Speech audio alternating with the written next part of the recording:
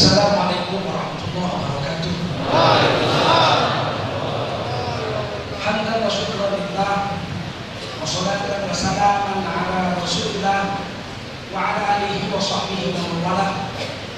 Allahumma shalli wa sallim ala hadzal nabiyil karim sayyidina wa habibina wa maulana Muhammadin wa ala alihi wa sahbihi ajma'in. Amma ba'du, qala Allah ta'ala fi kitabihil karim: A'udzu billahi minasy syaithanir rajim. Bismillahirrahmanirrahim. Wa ta'awanu 'alal birri wat taqwa wa la ta'awanu 'alal itsmi wal 'udwan. Wattaqullah innallaha syadidul 'iqab. Qala Rasulullah sallallahu alaihi wasallam: Man kharaja min baitihi fi talabil ilmi fahuwa fi sabilillahi hatta yarji. Kita Rasul bersabda, barang siapa keluar dari rumahnya untuk mendapatkan ilmu, maka orang itu adalah orang yang berjihad fi sabilillah sampai dia kembali di rumahnya. Mudah-mudahan kita semua mendapatkan pahala jihad dari Allah Subhanahu. Shadaqallahul azim wa sadaqa rasuluhun nabiyul karim. Wa nahnu 'ala dzalika minasyahidin wasyakirin. Walhamdulillahi rabbil alamin. Para ulama, tuan-tuan guru yang berhadir, khususnya sahabat saya Tuan Haji Dr. Mawati MA yang dimuliakan Allah SWT, Ketua Dewan Masjid yang berhadir, yang memberangkat saya acara ini, PT Penjuru Wisata Negeri Penyelenggara Umroh untuk daerah Sumatera Barat, Riau dan Riau Kepulauan yang telah memberangkat saya untuk kita ini, para pejabat Provinsi Riau, Kota Pekanbaru, bapak ibu-ibu, cek-cek, tuan-tuan dan puan-puan yang dimuliakan Allah SWT. Wajibkan kita bersyukur kepada Allah SWT. Salawat dan salam kita sampaikan untuk baginda Rasulullah SAW. Ketika Allah mau menjadikan manusia pertama untuk menjadi khalifah Allah dan muslimin, Allah memberitahunya kepada para malaikat. Wa idh qala rabbuka lil malaikati inni ja'ilun fil ardi khalifah. Dan ingat olehmu tatkala Allah berfirman kepada malaikat-malaikatnya bahwa sesungguhnya aku akan jadikan seorang manusia menjadi khalifah di atas dunia. Jadi sebelum Nabi Adam diciptakan, skenario itu memang Nabi Adam akan diciptakan dan tinggalnya di dunia sebagai khalifah Allah. Bukan di surga, bukan fil jannati khalifah. Aku akan jadikan khalifah di surga, bukan, tapi di dunia. Nabi Adam berjanji perjanjian, Allah katakan pada malaikat-malaikat, aku akan jadikan seorang manusia tugasnya sebagai khalifah Allah, khalifahnya di dunia, bil ardi. Qalu ataj'alu fiha man yufsidu fiha wa yasfiku dima. Kata para malaikat, ya Allah, akankah kau jadikan makhluk di dunia yang namanya manusia itu, bil ardi di sana itu, yang akan membuat pertumpahan darah, saling bunuh-membunuh sesama mereka, bikin rusak dunia. Jadi sebelum dijadikan Nabi Adam, malaikat sudah berprasangka nanti di dunia manusia yang akan bunuh-membunuh, tumpahan darah, bikin rusak. Imam Suyuti dalam kitab Durrul Mansur tafsirnya mengatakan di dunia sudah ada makhluk yang bikin rusak, makanya malaikat lihat, oh bakal kayak gitu deh. Bahwa berkerjaan mereka adalah jenis-jenis jin yang ada di dunia. Lebih dulu jin diciptakan dari manusia. Jin sudah duluan di dunia, binatang-binatang sudah duluan di dunia. Kalau jumpa pembunuhan, di laut jumpa di darat pembunuhan, di gunung jumpa di lembah pembunuhan, di hutan jumpa di gunung berantem, itu aja. Kata mereka bakal kayak gitu kan, manusia seperti itu. Wa nahnu nusabbihu bihamdika wa nuqaddisu lak. Padahal kami setiap hari, setiap saat, setiap detik bertasbih memuji Engkau, mengkuduskan, mensucikan. Kira-kira tersirat kurang apa lagi sih kami Pak Muslimin baru yang namanya manusia. Qala inni a'lamu ma la ta'lamun. Kata Allah, aku lebih tahu. Aku yang paling tahu kenapa aku ciptakan manusia. Kamu nggak tahu. Singkat cerita, jadilah Nabi Adam itu diciptakan. Tapi ketika diciptakan, tinggalnya di surga. Bukan di dunia, di surga. Sampai Nabi Adam minta istri. Nabi Adam sendirian, kawannya malaikat-malaikat, binatang-binatang di surga. Tapi Nabi Adam tak bahagia. Kenapa Nabi Adam tidak bahagia di surga? Padahal tinggal di surga. Sahabatnya baik-baik semua, malaikat-malaikat, binatang-binatang surga, burung-burung surga. Tapi Nabi Adam tidak bahagia. Kenapa? Tidak punya teman yang sejenis dengan. Sehingga satu hari Nabi Adam duduk di bawah pohon surga, memandang ke puncak pohon surga, dilihat Nabi Adam 2 ekor burung sedang bercumbu di atas pohon surga. Saat itulah Nabi Adam hatinya bergetar, ya Allah, alangkah bahagianya aku kalau aku punya sahabat, punya teman seperti burung itu. Ya Allah tahu apa yang kamu ucapkan, apa yang kamu sembunyikan, Allah tahu. Iblis iri dengan Nabi Adam pun dalam hatinya sudah tahu juga Allah. Wa a'lamu ma tubdun wa ma kuntum taktumun. Apa yang kau ucap, apa yang kau sembunyikan, Allah tahu. Malaikat tidak tahu isi hatimu, tapi Allah tahu. Maka Allah tidurkan Nabi Adam di bawah pohon. Saat tidur itulah Allah cabut tulang rusuk Nabi Adam yang paling bawah. Kalau dalam hadis Bukhari katanya min dila, dijadikan istri Nabi Adam itu dari tulang rusuk yang paling bawah, yang paling bengkok. Jadi perempuan, masya Allah, bahwa minha zawjaha, jadikan istrinya dari Nabi Adam itu sendiri, min nafsi wahidah. Tapi jangan dibayangkan Allah keluarkan tangannya, cabut tulang rusuknya, begitu. Allah kalau mau membuat sesuatu, idza arada syai'an ayyakuna lahu kun. Allah cukup perintah aja, serentak dengan perintah Allah jadi, enggak nunggu. Kata Imam Ghazali dalam kitab Ihya Ulumuddin, enggak nunggu. Allah jadi. Terus beberapa detik kemudian jadi, ya itu simsalabim namanya. Kalau Allah katakan idza arada syai'an ayyakuna lahu kun, fayakun. Detik itu juga jadi. Bersamaan dengan perintah Allah. Makanya Allah pakai atosnya itu, kata sambungnya fa. Fa itu waktunya singkat, tapi sama sekali tidak pakai waktu. Kalau pakai waktu lama, Allah pakai summa. Artinya kemudian nanti summa itu lama. Kalau fa langsung pun supaya jadi. Wah, barulah Nabi Adam bahagia. Kata Imam Ibnu Katsir dalam Qasasun Anbiya, Nabi Adam tinggal di surga 100 tahun. Berapa? Lalu kemudian turun ke dunia. Yang makan buah itu. Kata Imam Shawi dalam tafsir Shawi halaman 11 jadi pertama. Tidak boleh dibilang Nabi Adam berdosa memakan buah itu. Sebab beliau melaksanakan skenario dari Allah, memang harus turun ke dunia, ya makan aja. Paham? Masa ada orang menjalankan skenario berdosa? Dalam film, sutradara bilang kau harus jadi pembunuh, dibunuh berdosa dia, enggak dapat duit dia. Gimana sih? Jadilah Nabi Adam turun dunia, jadilah kita semua sebagai khalifah Allah di atas. Enggak bikin rusak dunia kita. Wa huwa alladzi ja'alakum khalaifal ardi wa rafa'a ba'dakum fawqa ba'din darajat. Dialah Allah yang telah menjadikan kamu semua sebagai khalifah di atas dunia. Sebagian kamu tinggi derajatnya, sebagian kamu kalah dengan yang lain.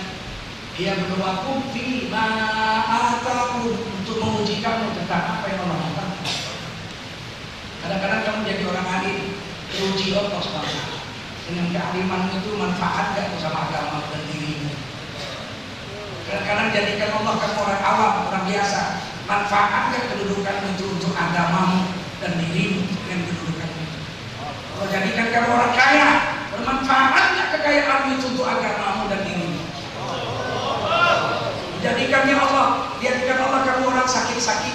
Bermanfaat nggak sakit-sakitan itu untuk dirimu dan agama? Jadikan Allah kamu orang yang sehat dan kuat. Bermanfaat nggak kekuatanmu untuk agamamu dan dirimu? Dan Allah tidak lihat itu pula. Yang lihat Allah hartamu, dirimu, bentukmu itu orang Allah yang membuat. Inna Allah la yanzuru ila suwarikum wala ila amwalikum walakin yanzuru ila qulubikum wa a'malikum. Allah tidak lihat rupamu yang gagah, hartamu yang banyak, keturunan bangsawan, nggak lihat apa itu. Tapi dilihat Allah hatimu, ada iman nggak di dalamnya itu? Ada yakin nggak sama Allah di hatimu itu? Amal itu betul nggak sesuai dengan kemampuan Rasulullah SAW, sesuai dengan sunnah Rasul? Itu yang Allah lihat. Cacat pun kita kalau kita membela agama mulia. Amar bin Jamuh radhiyallahu tidak diberi Rasulullah perang Uhud. Kau nggak usah perang kata Nabi. Kamu pincang, kakimu kecil sebelah. Jalan aja susah, gimana mau perang? Udah kamu nggak usah perang, tinggal aja di Madinah, jaga istrimu. Anaknya berangkat semua perang. Istrinya bilang, abang mau nggak perang? Kata Nabi, aku dapat dispensasi. Kenapa ya kaki itu kecil sekali mana? Kata Nabi perang, jadi aku nggak perang. Kata istrinya apa? Abang takut mati ya. Mana aku takut mati? Aku nggak takut mati. Buktinya banyak perang. Semua orang pergi perang, anak kita pergi semua, enggak. Jadi mau bagaimana? Ya mau aku pergi dah. Perang. Mana lu aku punya suami nggak perang? Oh, ayah begitu pergi ya. Disiapkannya pedangnya, siapkannya untanya. Dia berangkat di wajah sakit. Ya Allah, aku perang membela agama dengan kecacatanku dan jangan pulangkan lagi aku kepada istri. Kurang cacat itu kaki. Udah dibilang Nabi usah perang, tapi dia perang juga. Dan ajaib ketika dia terbunuh di gunung, ontanya udah dinaikkan badannya ke atas onta itu, badan di mayat itu jenazahnya. Tak mau ontanya jalan. Dipukul, ditarik, kamu jalan mogok ontanya. Dan Nabi ini onta ditahan oleh malaikat. Mesti ada sesuatu. Sudah kuburkan itu. Lalu Nabi tanya, apa yang didoakan suamimu waktu pergi perang? Dia bilang, ya Rasul, aku mau pergi perang, bela agama, bela Nabi, dan jangan pulangkan lagi aku kepada istri. Itu orang cacat. Kita orang tegak-tegak begini takut. Punya Twitter, punya Facebook, punya WhatsApp. Lihat ulama dihina diam. Jangankan perang pakai pedang, pakai kalimat dan pakai jempol aja, nggak berani. Dan itu mati mau masuk surga Firdaus.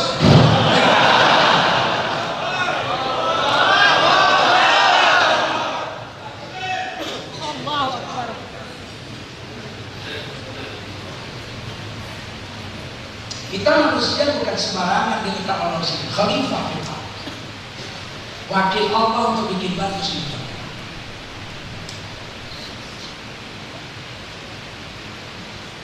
Ada satu ayat yang bagus untuk kita bahas hari ini. Ayat ini populer, setiap orang dengar, setiap Jumat dibaca khutbah. Yang dibaca dalam khutbah oleh khatib Jumat. Inna Allah ya'muru bil 'adli wal ihsan. Sesungguhnya Allah memerintahkan kamu untuk berbuat adil dan berbuat ihsan. Apa itu adil? Nah, ini adil ini perlu dibahas. Adil itu kata Nabi meletakkan sesuatu pada tempat. Adil meletakkan sesuatu pada. Kalau tempatnya di situ kita letakkan di situ betul, adil. Kalau tempatnya di situ kita letakkan tempat lain, tak adil itu. Letakkan keadilan itu pada tempatnya. Letakkan sesuatu pada tempatnya itu adil. Contoh, satu orang suami mengatakan pada istrinya, nih, ini hari masak yang enak. Kenapa? Bos-bos apa dari kantor mau makan siang di rumah? Karena katanya istri abang pandai memasak. Kau masak yang enak ya? Apa? Anyam lah kau bikin anyam. Bikin anyam. Pakai akar rotan. Pakai rotan tuh. Makanan rohul. Masih. Ayo lepas beres lah. Juhur nanti kami makannya, ya sebelum juhur kita telepon suami, kita beres Pak. Untuk 10 orang nih, oke siap. Habis sholat zuhur berjemaah datanglah mereka ke rumah makan. Istrinya meletakkan nasi di bakul nasi terbuat dari bambu, harganya 5.000. Tapi bakul itu memang tempat nasi. Lahap 10. Bosnya itu 10 orang makan dengan lahap, menyendong nasi itu dari bakul yang harganya 5.000 itu. Kenapa? Karena nasi itu memang ditaruh di bakul itu memang tempat nasi. Kenyang dia makan semua senang. Sedap betul makannya. Bulan depan balik lagi. Kawan-kawan abang, bos-bos abang itu terkesan. Katanya tak ada makan yang paling enak di Pekanbaru kecuali di rumah kita. Jadi macam mana bang? Kok masalahnya enak. Dari zuhur kami datang lagi 10 orang tuh. Oke bang, beres bang. Berpikir istrinya, kalau taruhlah nasi ini di bakul tempat nasi ini, nampaknya di kampungan murah. Padahal bos awak manajer, suami awak manajer, malu dia. Akhirnya dia berpikir beli tempat yang baru. Pergi dia ke apotek, dibelinya yang dari keramik, tempat nasi baru dari keramik, mahal harganya, namanya pispon.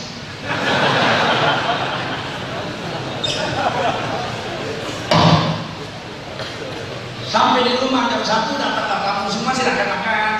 Tahu satu pun berani menyentuh. Tengok nasi di pispon. Karena pispon bukan tempat nasi, pispon itu tempat orang sakit kencing. Ada satu pun yang mau makan. Kami tak jadi makan, kenyang kami. Pulang.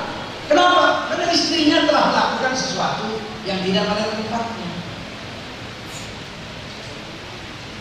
Dia telah berlaku zalim, tidak adil, meletakkan sesuatu tidak pada tempatnya. Orang tak mau makan.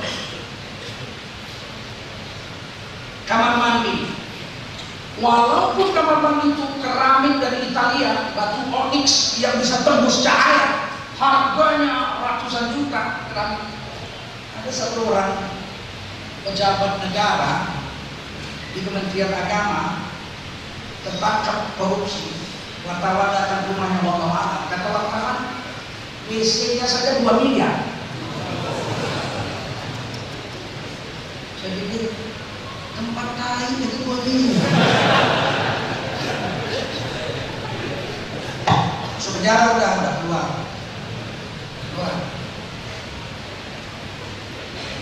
Walaupun WC-nya miliaran, tapi orang tak segan-segan buang air besar, buang air kecil di sini. Kenapa? Karena memang tempat buang air besar. Walaupun harganya tempat tongkrongan itu 2 miliar, terbuat dari emas, tak peduli orang mau aja orang buang air besar. Karena memang tempatnya. Sebaliknya masjid, walaupun nantinya tanah, atapnya lalang, dindingnya baru, alasnya cuma tikar dari pandan yang sudah robek-robek. Tak ada orang berani buang air besar, buang air kecil di situ. Tak ada kan. Jenderal bintang 4 pun masuk buka sepatu di luar, letakkan kepalanya, sujud di masjid yang lantai tanah. Begitu parahnya bangunan. Kenapa? Sebab memang masjid tempat sujud. WC-nya walaupun 2 miliar itu memang tempat buang air besar.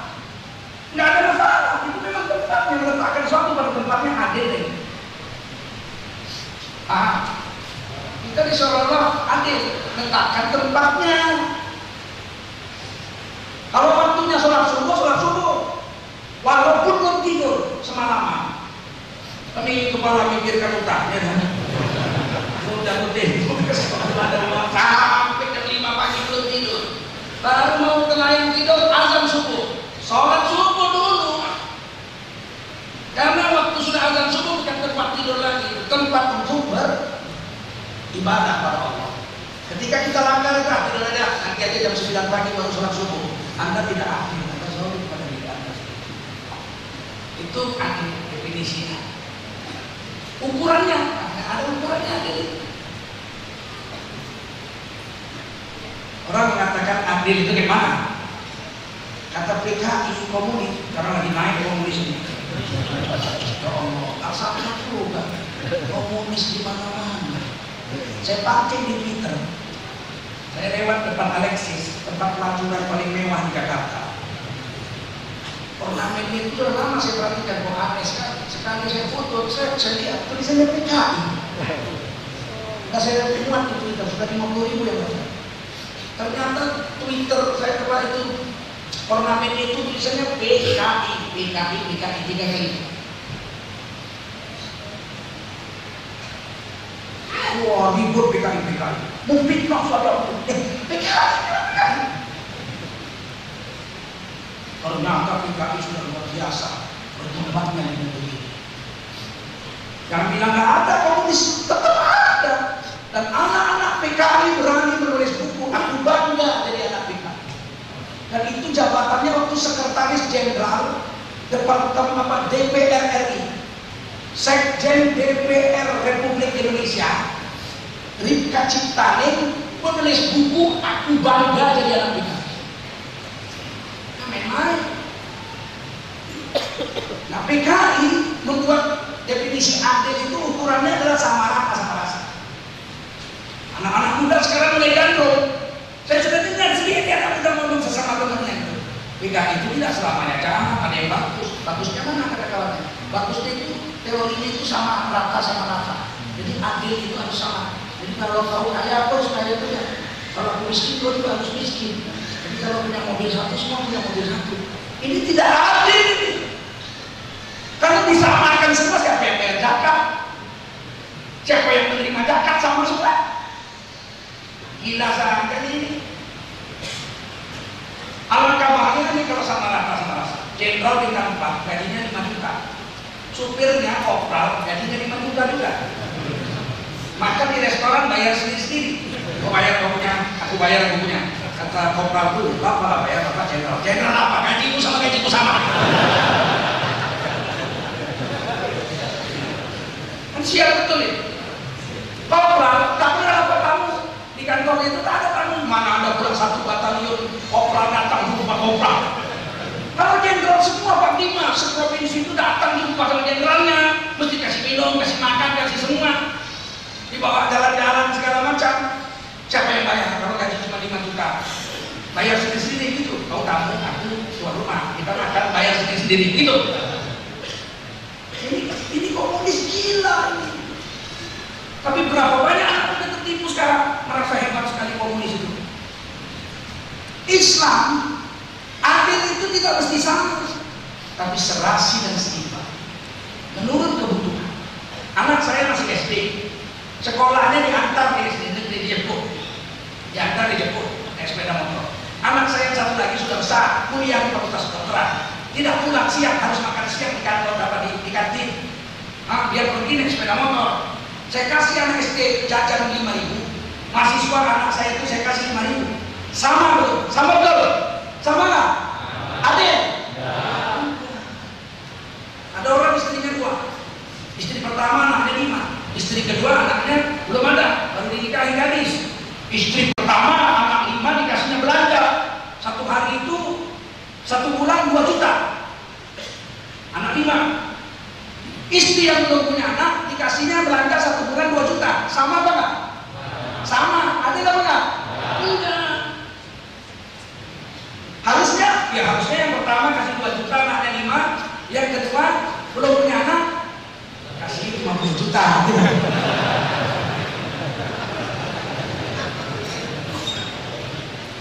Adil itu harus disama sesuai kebutuhan. Makanya diancam Nabi, barang siapa istrinya 2 tidak adil dia di dunia, maka di hari kiamat Allah bikin badan yang baru, yang 1 kakinya semeter, yang 1 kakinya sepanjang tiang listrik. Jalannya pincang, orang sedunia terus tahu. Ikut dua bini kodak. Tetapi aku lihat. Jangan main soal adil ini. Kalau adil itu sama rata sama rasa, rusaklah semuanya. Saya bikin kopi baru terasa besar, airnya segelas. 1 sendok setengah gula, kopinya 1 sendok setengah, gulanya kopinya 1 sendok, gulanya 1 sendok setengah, airnya 1 gelas. Saya aduk, saya minum, jelas lebih enak. Itulah adil itu. Coba kalau saya buat adil cara PKI sama rata sama rasa. Airnya segelas, kopinya segelas, gulanya segelas. Ada lah kamu tak teriak.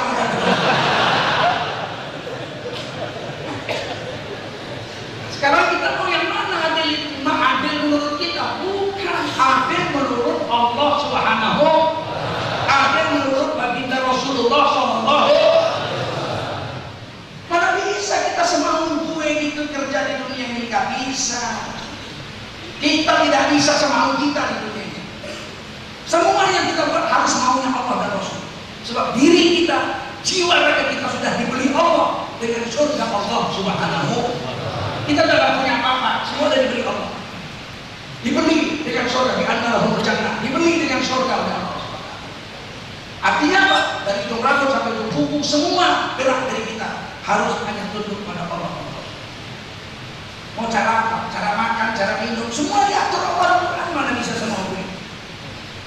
Makan aja bisa. Makan tuh hukumnya mubah. Mau makan, makan. Tidak mau makan, tak usah makan. Bukan wajib makan itu. Saya nggak mau makan, saya mau tidur aja, boleh. Nah, saya mau makan kentang aja, boleh. Nah, besok lagi aja lah, kalau salah nasi. Apa-apa, besok bubur aja macam Cina miskin, boleh.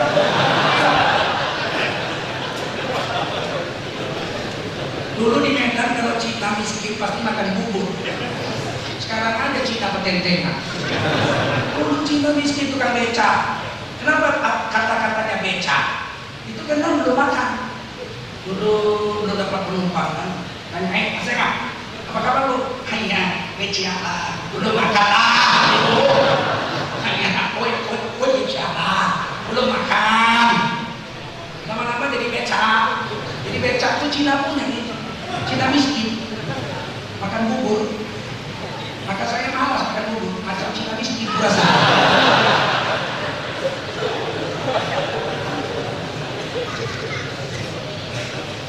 Walaupun makan itu mubah, diatur di Quran, di hadis secara lengkap.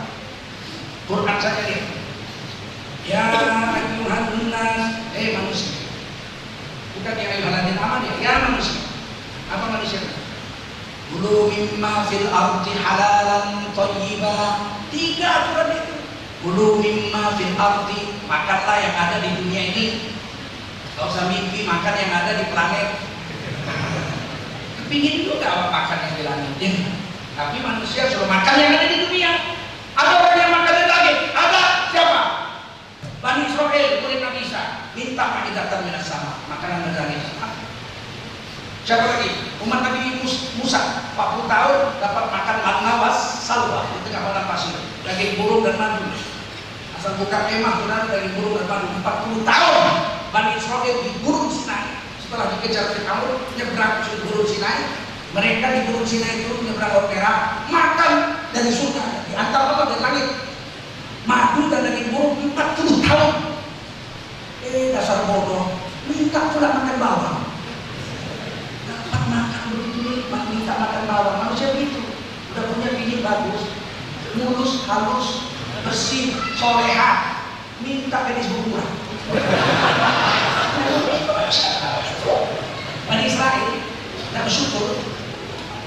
Makanya jangan lawan orang Yahudi dengan akal, kalah kita. Kalau kita mau perang sama Yahudi pakai akal, kita pasti kalah. Karena nenek moyang dia 40 tahun makan makanan surga. Sekarang nenek moyang kita 40 tahun makan timun. Bisa benar. Mengalahkan Yahudi hanya dengan sunnah Rasulullah Sallallahu Alaihi Wasallam. Tidak ada yang lain. Demikiannya nyanyi. Kita sholatullah, salamullah. Mau apa dia? I love you. Bismillahirrahmanirrahim. Yasin. Mati dah dia. Gak laku. Gak kaya dia. Apa yang dibuatnya gak laku. Tapi hari ini kita pulang lebih parah dari mereka. Di Amerika semua perempuan Yahudi tutup aurat sempurna. Diciptakannya baju rok mini belah sana belah sini yang pakai orang Islam. Yahudi tidak mau pakai pakaian itu. Mereka bikin pakaian bukan orang, mode sana mode sini. Tapi perempuan Yahudi Amerika tidak mau pakai baju robek-robek.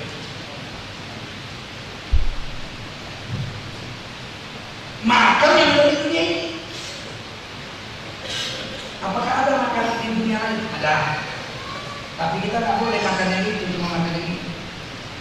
Saya tanya sama Bapak, adakah dunia lain seperti dunia kita ini di langit sana?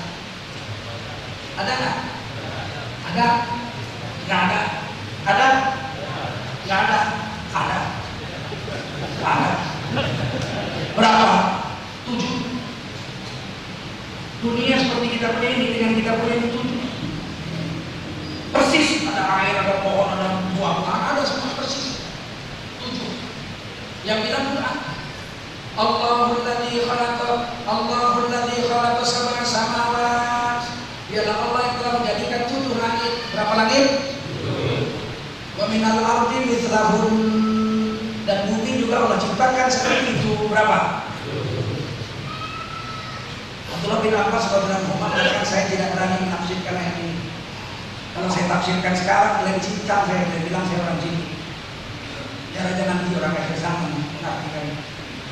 Imam Ghazali pun menuliskan itu dalam kitab Al-Quran. Dibiarkan aja itu tidak diterjemahkan, tidak dibahas oleh sahabat Nabi Abdullah bin Abbas radhiyallahu anhu ahli tafsir. Sebab nggak masuk akal mereka waktu itu. Sekarang sudah masuk akal dan sudah dapat. Di langit sana ada planet 1 persis bumi, udah dapat 1. Berarti ada 2, tinggal 5 lagi udah dapat. Yang 1 itu persis bumi, ada air, ada semua. Cuman jaraknya 1 miliar tahun cahaya. Seandainya kita punya pesawat terbang kecepatan 300.000 km per detik, macam Starlink langsung hilang, itu perlu 1 miliar tahun baru sampai sana. Umur kita ada 1 miliar. Ada yang mau hidup 1 miliar tahun? Nabi Adam aja cuma 1050 tahun. Berapa? Siti Hawa 950, Nabi Nuh 950 tahun. Yang umur 1000 tahun itu 1050 tahun cuma Nabi Adam. Satu-satunya. Adalah satu lagi Bapak Tumori. 1000 tahun tak lama, hanya sekejap saja kita akan berjumpa pula. Kalau pula 1000 tahun tak lama, 60 tahun aja udah stroke. Gak sadar diri manusia.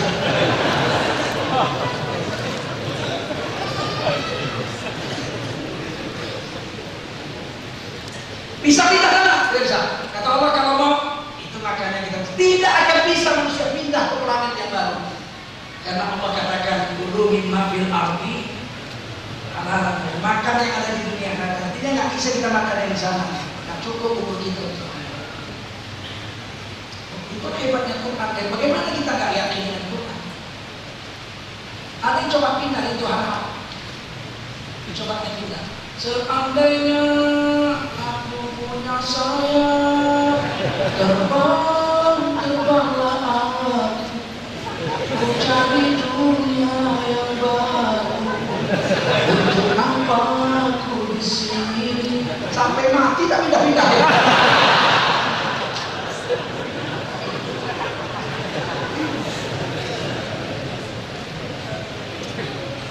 Tapi saking keduanya bagus. Seandainya dapat kau rasakan kejam-kejamnya dunia, tiada lagi keadilan. Untuk apa kau di sini? Memang ada lagi kan? Dulu waktu kampanye, kalau saya menang jadi presiden, semua akan murah. Gampang, murah semua. Sekarang cabai murah nggak Bu? Oh Ibu, murah apa mahal? Pembohong.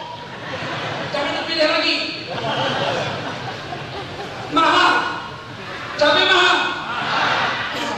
Mau murah? Lihat Pitson. 2.000 makan langsung pedas.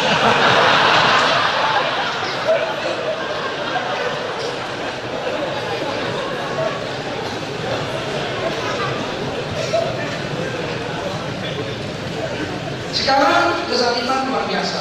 Kita lagi adil orang. Ulama bicara kebenaran dituduh teroris. Ulama mencegah kemungkaran dituduh teroris. Umat Islam kumpul membela agamanya dituduh teroris. Kemarin saya di Sinta, Kalimantan Barat, diundang bupati dari kapal Maulid Nabi. Begitu saya berangkat dari Pontianak mendarat, sudah ada orang Dayak, 30-an orang pakai Dayak, lengkap dengan senjata di pinggang, mandau, golok panjang, pedang panjang, mandau. Ya saya pikir ini ada pembesar datang. Bisa bersisi pesawat di Afron, cepat parkir. Banyak ada pembesar yang dia tak. Tiba-tiba dipendangkan sepatu, bubarkan FPI. Bubarkan FPI. Anti persatuan, anti Pancasila pada dasar kelima, saya baca. Saya bilang mana saya mengajarkan orang itu. Nah, 3 beberapa orang lama malah turun, nggak sabar turun saya. Begitu saya di depan pintu, wah, yang di pinggir itu langsung lari menyerbu pintu. Ini pesawat rendah, pesawat helikopter. Tangganya itu sepuluh aja ini. Wah, apa orang itu bawa golok buka roti. Acungkannya ke saya, ditarik di buka sepeda. Saya geser lagi, tarik lagi, geser lagi, tarik lagi, geser. 3 kali itu. Coba saya mau ditarik, udah dipegang. Saya geser tak kena. Ditebasnya bagaimana? Kaki saya angkat sekali, nggak kena. Ada senjata itu kena, saya tarik ke situ, nggak kena juga. Pramugari bilang masuklah Pak, masuklah. Kalau saya masuk bahaya. Mereka bisa masuk bersama 3 orang, bagaimana saya melawannya? Tapi kalau tempat itu kan dia paling bisa naik satu-satu. Ketahuan, saya belajar kungfu. Untuk saya harus tempat pintu. Tapi kata pramugari itu masuklah Pak, ya. Turun tuh bawa golok Pak. Orang itu bilang mandau, bawa mandau ya Pak. Kamu nampak saja mandau. Terus satu orang kru Garuda naik, halanginya ada satu preman itu pemimpin itu namanya katanya Andreas. Akhirnya kru itu bilang masuk. Terus ditutup pintu itu. Itu ada yang memvideo dan penumpang. Memvideo kan dan sudah di-upload di YouTube. Singkat cerita saya disuruh polisi pulang dulu. Pulang besoknya saya balik lagi. Dan besoknya saya tidak ada masalah, tidak ada lagi yang mencegah. Bagi bupati minta maaf, kepala tokoh adat minta maaf. Mereka mengatakan itu bukan dari Dewan Adat Dayak. Padahal sebenarnya Dewan Adat Dayak. Waktu menyerbu saya itu pakai teriakan perahu. Bukan Dewan Adat Dayak, jadi siapa ya? Sudah saya akhirnya khutbah Jumat, besoknya ceramah seperti ini, seperti biasa kemudian kembali ke Pontianak dan besoknya lagi resmikan masjid Baitul Wahid bersama wali kota Pontianak. Yang jadi masalah sama saya, pertama kenapa senjata tajam bisa sampai ke depan pintu pesawat? Padahal kita bawa gunting ini disita, gunting kumis disita. Ini gunting kumis saya bilang bisa dilipat ini, pokoknya tinggal. Loh kok golok bisa masuk, gunting kecil tidak bisa masuk? Itu suatu keanehan. Oh alasannya karena menyambut gubernur, ternyata gubernur yang disambut tidak jadi datang. Mustahil 37 menit terbang, gubernur ajudannya nggak bilang kalau nggak jadi datang. Nggak mungkin ya. Nah, yang kedua, kenapa ada spanduk tolak FPI? Berarti kan spanduk itu sudah dicetak memang. Katanya spontan tak mungkin. Yang ketiga dia bawa ayam jago. Ayam jago itu digigit lehernya, mati lemparkan ke pesawat. Artinya itu pernyataan perang. Ada orang nyambut gubernur bahwa ayam jago menyatakan perang. Sudahlah, saya tidak kaji itu. Yang jadi masalah, bagaimana kalau yang bawa parang panjang itu 30 orang pakai serban, pakai jubah? Yang diteriakannya Allahu Akbar, bukan itu Allahu Akbar, Allahu Akbar. Terus yang diserbu ke pintu pesawat itu ketua partai politik. Misalnya Setia Novanto Golkar atau Ibu Megawati ketua PDI.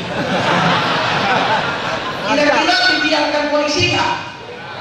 Oh pasti langsung masuk orang bakar, teroris, betul nggak? Semua, ya nggak? Kok polisi jadi alat penguasa sekarang? Yang menjadi dia bukan penguasa, rakyat Republik Indonesia yang bayar pajak, betul? Tidak orang Islam. Kok jadi begini di negeri ini? Kalian dengar tuh polisi di luar itu, pasang kuping keras-keras, kasih tahu Kapolda.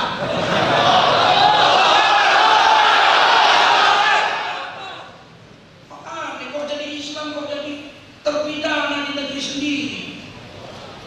Saya itu akan saya MUI pusat, bukan terkusurkan lain. Paham? 2 periode dilantik oleh seluruh ormas seluruh Indonesia memilih saya di muktamar. Bukan main backing lobby cincai-cincai. Kadang-kadang nggak ngerti kita kok tinggal di Indonesia kita hampir 90% kok seperti anak jajahan kita di negeri kita. Dikit-dikit ngancam teroris, makar. Macam nenek moyang kalian aja ibunya negara ini. Bukan anak khianat kita, ya kan? Negeri yang tidak pernah memberontak lawan Republik Indonesia, betul? Begitu bikin kita. Ini dekat kami, mata-mata banyak nih.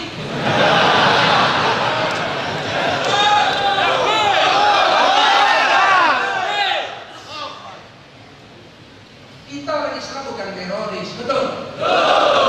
Kita hanya minta keadilan, betul? Dan kita tidak zalim dengan orang. Orang Cina datang sini, celana kolor aja dibawanya dari negerinya. Makan bubur karena miskin. Sampai ada istilahnya becak, ya nggak? Sekarang kaya bukannya kita ini yang kita rampok, betul? Karena kita khalifah fil ardi. Kita ini khalifah Allah di atas bumi. Islam mengatur semuanya, makan diatur, tidur diatur. Tidur pun nggak boleh semau kita, ya kan? Makan diatur, tidur diatur, semua diatur kita. Mau kawin aja diatur. Mau kawin harus ada syaratnya, ada rukunnya. Kalau Cina mana ada, lu mau apa? Lu mau sama lu? Udah, pakar dia tanya. Kita jadi suami istri, udah. Dan kita nggak ganggu dia, laku dinukung. Mau cerai itu udah di koran, mulai hari ini di Taipei gak ada hubungan dengan pink main-main. Gak ada urusan sama kita, kau bikin lah, laku dinukung. Tapi kita ada aturan yang kita harus jalankan, dan aturan yang harus kita jalankan itu melengkapi 4 bab syariat Islam.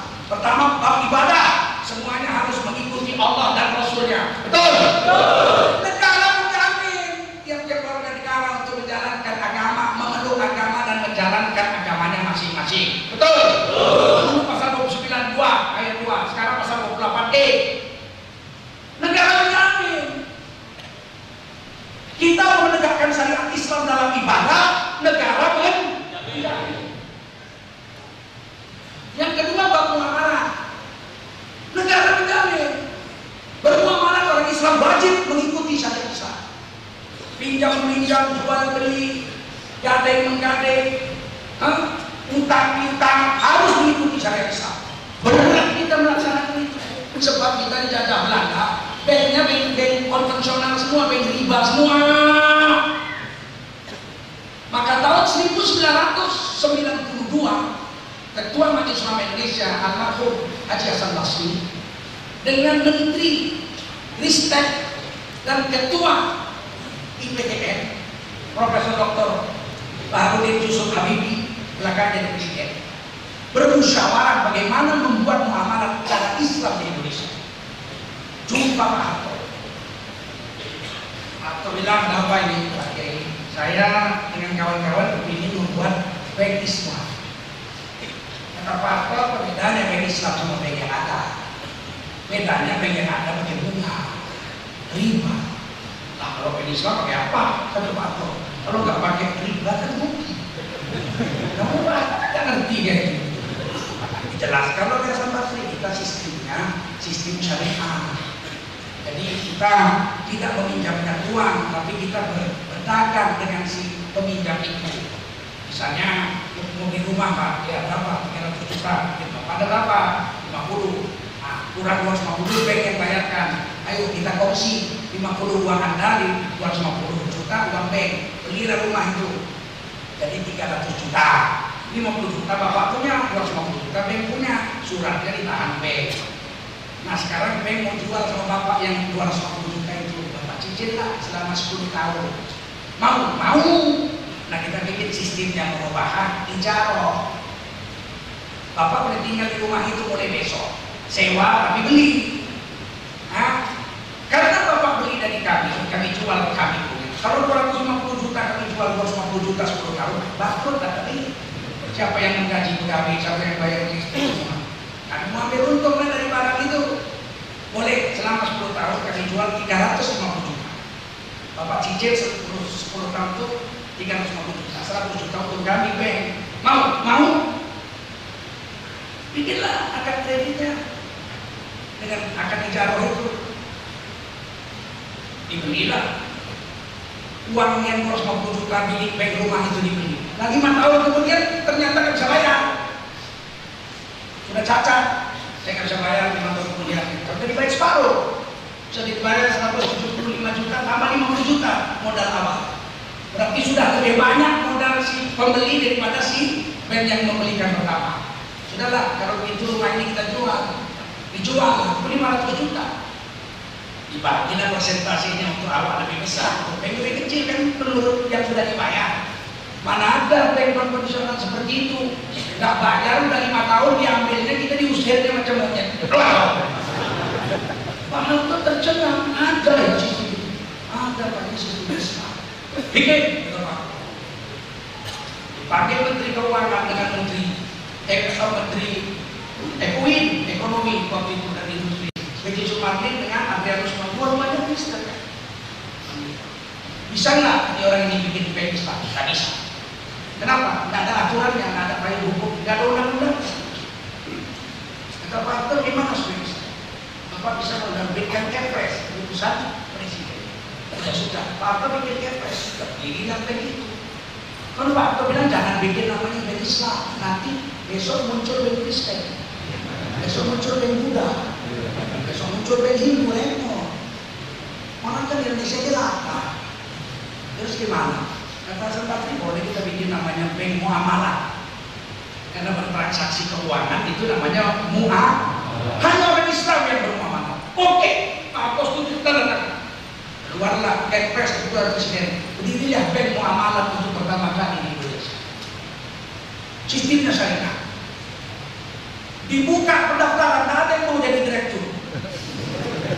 Siapa yang mau ada masa depan? Cabang tak punya, cuma satu aja. Akhirnya satu dosen Jainul namanya dari Medan, dosen ekonomi kawan saya. Dia mau, tapi sudah sampai sana saya mau tapi nggak bisa kerja. Bagaimana caranya nggak aku? Cuma kasih contohnya, bukunya pun tak ada jual. Akhirnya disekolahkan ke Malaysia, dicampurkan ke Beng Islam Malaysia. Berdirilah Beng Muamalah. Setelah reformasi barulah kita membuat undang-undang keuangan syariah. Ada bank syariah, ada finance syariah, asuransi syariah, gadai syariah. Dan Beng Riau langsung bikin konversi cabang syariah. Sekarang duit Beng Riau syariah sudah 2 triliun. Konvensionalnya Beng daerah Riau itu kalau sekitar 22 triliun. Kalau di kampung kita nomor 3 atau nomor 5 terbesar se-Indonesia. Saya sudah bicara dengan gubernur. Sudah waktunya Beng Riau diganti menjadi bank syariah 100%.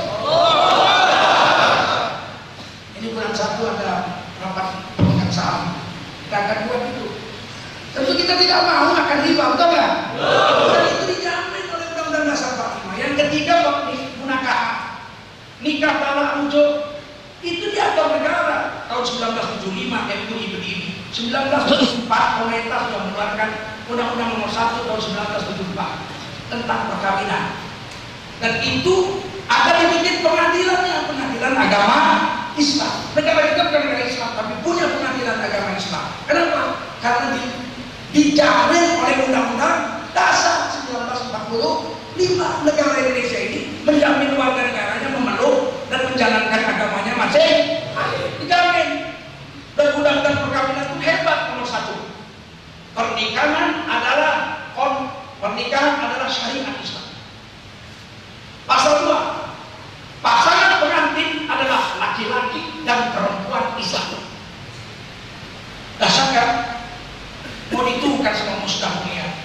profesor, doktor, dosen Universitas Islam Negeri Syarif Hidayatullah Jakarta. Suaminya kawan saya di Praia. Bikin 36 pasal kompilasi hukum Islam yang baru, undang-undang perkawinan yang baru. Bukan apa? Undang-undang perkawinan yang baru 36 pasal dimajukan dari DPR. Terpaksa MUI lobby dari DPR supaya itu ditolak. Karena bahaya kalau itu jadi. Alhamdulillah waktu itu Golkar memihak kita, P3 memihak kita, PKB dan PAN memihak kita. Kita menang. Sudah 10 tahun 2 kali mereka majukan ditolak. Kalau itu berhasil, makanya pemilu 2019 jangan kita dipilih partai yang anti agama Islam. Mereka terima, kan itu merusak kita. Apa bunyi pasal mereka? Undang-undang perkawinan yang baru yang dibuat Ustaz Mulia dan kawan-kawan itu 36 miliar biayanya dari Bank Dunia untuk 36 pasal. Berarti satu pasal 1 miliar gitu. Pasal 1 dia bilang apa? Perkawinan adalah kontrak sosial, bukan syariat Islam. Kontrak sosial berarti kan mau kawin, mau cerai, satu ya kan? Mau kawin silakan, mau buang silakan. Macam apa kontrak? Udah cici lihat hidungmu cerai. Yang kedua yang paling bahaya, pasangan pengantin itu kalau yang lama, pasangan pengantin itu adalah laki-laki dan perempuan Islam. Makanya di Indonesia nggak boleh nikah dengan agama, tidak boleh, ditangkap polisi harusnya. Tapi nggak ditangkap juga. Polisi itu gara-gara mau jelas melanggar undang-undang kawin lain agama, nggak ditangkap. Cocoknya memang aku kabur.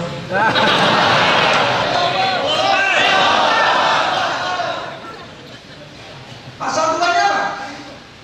Tiap warga negara berhak untuk menikah dengan pasangan pilihan. Kalau itu jadi undang-undang, berapa banyak kepala urusan agama ditangkap polisi? KUA. Nah, kan orang laki-laki ke kantor KUA, Om, kawinkan kami dong, Om. Kata KUA, loh, mana boleh kalian laki-laki mana lagi? Ini pasal yang baru, Om. Tiap-tiap warga negara berhak menikah dengan pasangan pilihan hakinya. Ditangkap KUA sama polisi. Melanggar undang-undang. Jangan main-main gitu. Agama di Indonesia memang mau dihancurkan secara sistematis. Dan semua pihak terlibat, termasuk orang-orang yang profesor doktor ahli agama, terlibat juga menghancurkan agama di negeri ini. Maka harus seleksi guru, kita seleksi guru. Seleksi guru. Kalau kan aku mengerti, bolehlah membaca. Kalau lagi bolehlah. Bolehlah.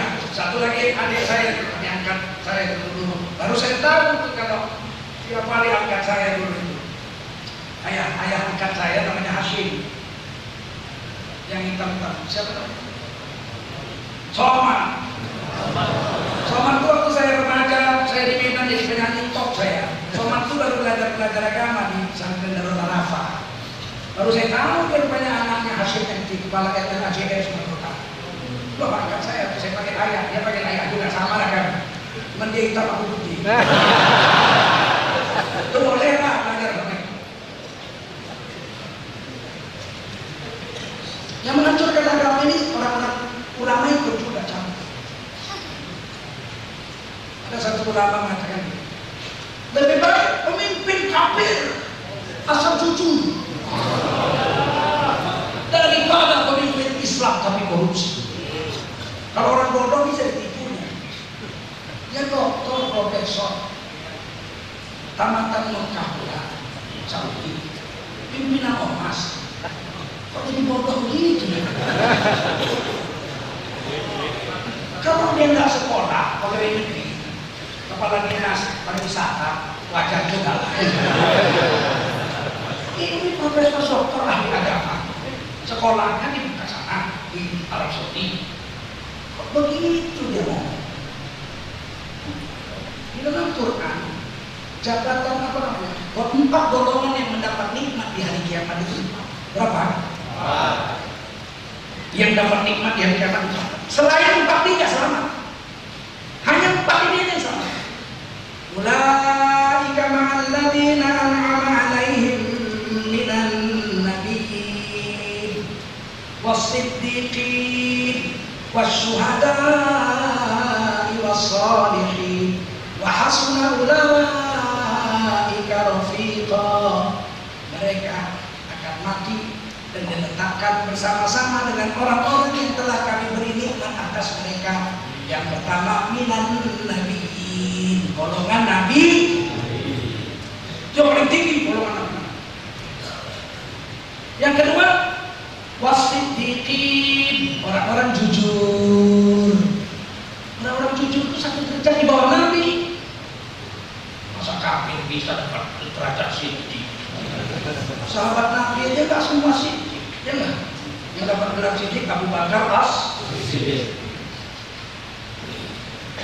Kafir siddiq.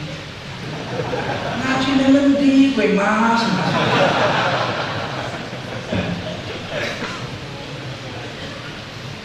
Kaya, kalau lagi ketinggian ngaji mereka. Kalau saya kotaknya, mana ada kafir siddiq? Di bawahnya wasyuhada, orang-orang yang mati. Mana ada kafir mati syahid? Mati syahid banyak. Syahid enggak.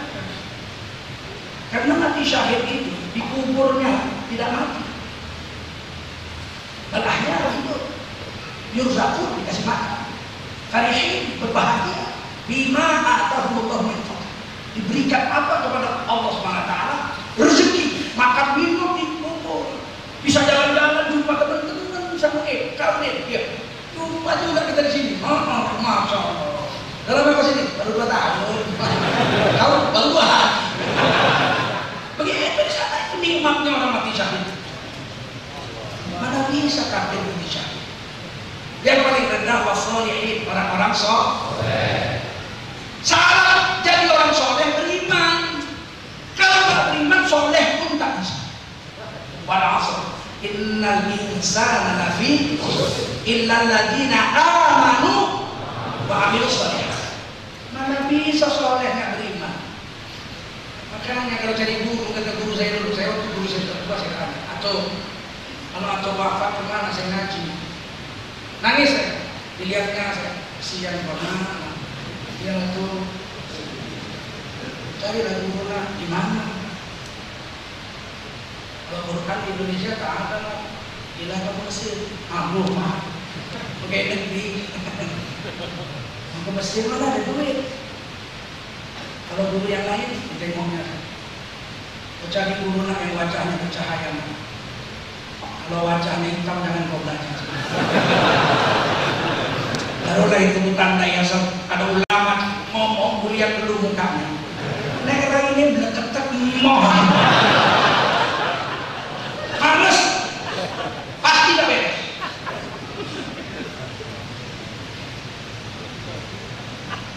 Jadi kita disuruh berbuat ihsan. Ihsan pertama menaati. Panggil Nabi jangan panggil namanya, haram hukumnya. Tidak boleh panggil Nabi namanya sama. Kadang baru belajar khutbah juga sudah berani manggil Nabi namanya. Maka Muhammad pun hijrah dari Mekah ke Madinah. Ditolak sama si Abu Bakar, dikejar-kejar sama Abu Jahal. Sederajat dibikin jadi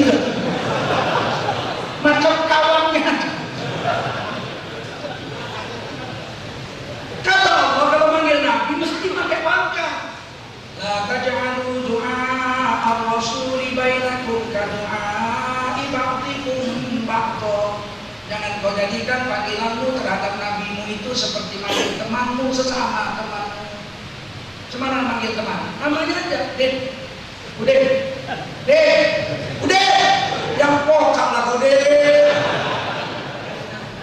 Jangan begitu kata Imam Ibnu Katsir, panggillah pakatnya ya Rasulullah, ya Nabi Allah. Sehingga Sayyidina Abu Bakar Siddiq mertua Nabi gak berani manggil Nabi namanya. Saudara kata ya Rasulullah,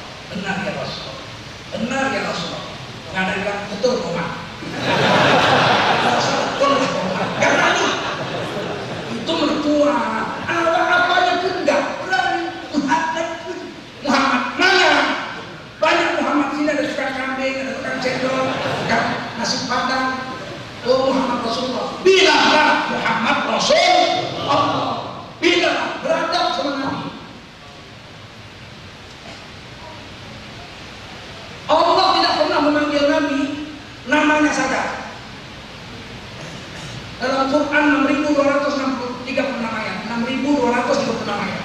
Hanya 4 kali nama Rasulullah disebut. Lebih banyak Nabi Musa 57 kali. Baik qala Musa liqaumihi ya Musa wa ataina Musa kitaba wa ja'alnahu hudan li bani Israil. Banyak sekali Nabi Musa disebut. Ya Musa 57 kali. Nabi Muhammad hanya 4 kali. Dan setiap Nabi Muhammad disebut namanya, disebut 4 kali. Wa ma Muhammadun illa rasul. Ada pangkatnya. Tidaklah Muhammad itu melainkan dia seorang. Ada pangkat. Surah Al-Asr. Maka Muhammadun disebut namanya. Maka Muhammadun aba ahadin min rijalikum walakin Rasulullah wa khataman nabiyyin. Bukannya Rasulullah penutup nabi. Surah Al-Fatah Muhammadun disebut namanya Muhammadur Rasulullah. Muhammad Rasulullah. Walladzina ma'ahu asyidda'u 'alal kuffar ruhama'u bainahum. Muhammad Rasulullah dan orang-orang yang bersama beliau keras terhadap orang-orang kafir, lemah lembut terhadap orang. Sekarang terbalik. Asyidda'u 'alal muslimin, keras terhadap orang Islam. Wa ruhama'u bainal kafirin. Sama orang kafir baiknya. Tidak ada yang bisa menerjemahkan Al-Quran. Tidak ada yang bisa menafsirkan Quran kecuali Allah dan Rasul. Bukan dari Islam, bukan ulama. Akhirnya juga kawannya. Jadi siapa yang bisa menafsirkan Quran? Tidak ada yang bisa. Itu Al-Maidah 51 maksudnya bukan pemimpin. Itu maksudnya teman dekat. Loh, berarti bukan dua yang bisa mentafsirkan. Allah, Rasul, Nusrah.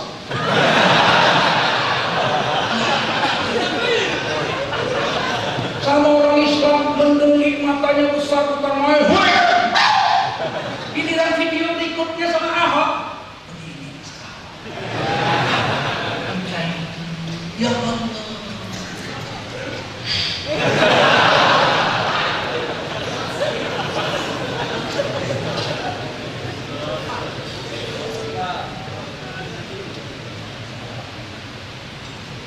Kemudian apa? Sama orang tua kita kalau bapak ibu kita hari ini makan lapar karena miskin. Tapi hari ini kita kenyang bukan bang. Ibu bapak kita di kamar miskin nggak makan hari ini. Kita dicatat sebagai anak durhaka di sisi Allah. Tidak berhak kita makan kalau bapak ibu kita jarang. Karena anak durhaka kekal dalam neraka selama lamanya. Kecuali bapak ibu yang memaafkannya. Lalu Allah memaafkan. Jika kamu sudah dewasa, sudah punya kerja, sudah pindah rumah, kamu datang ke rumah bapak ibu, ada makanan di atas meja, haram kamu memakannya sebelum minta izin kepada bapak ibu. Tapi kalau bapak ibu datang ke rumah, ada makanan di atas meja, dia berhak memakannya tanpa minta izin kepada ibu. Kamu dan dirimu milik ibumu. Kamu dan dirimu milik ibumu. Hari ini kita nggak ngerti, lebih takut sama bumi daripada sama ngasih ibu sembunyi. Jangan apa? Apa nanti baik ya? Apa ini manusia ini? Katakan sama istri kita, istriku, aku ini ada hakmu pada diri. Kamu wajib memberi makan apa yang kau makan. Tapi sekali sehari ya wajib. 2 kali sunnahnya. 3 kali sunat, 4 kali bikinkan kandangnya. Pakaian 2 setel terkait dari kepala kaki yang wajib kau berikan. Tempat berteduh kau berikan. Tapi kalau aku mati, seperlapannya hakmu dan mendapatkan warisan dari ibuku dapat 1/6 hak warisan daripada Allah lebih membesarkan hak ibuku daripada hak. Beritahu istri. Jangan semua mau diambilnya gaji awak disubsop ya semua. Karena apa? Awak mau pergi kerja pun lebih sering.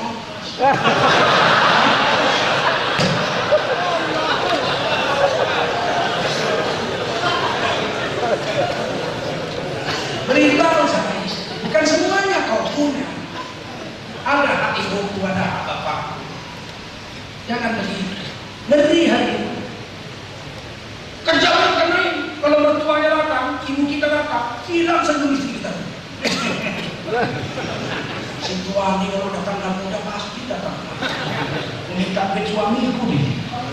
Dia mau minta duit anaknya, bukan mau minta duit suami. Cuma anaknya ibu rebut jadi suamiku. Sama siapa lagi minta? Sama Jokowi. Sama anaknya lagi minta sama saya.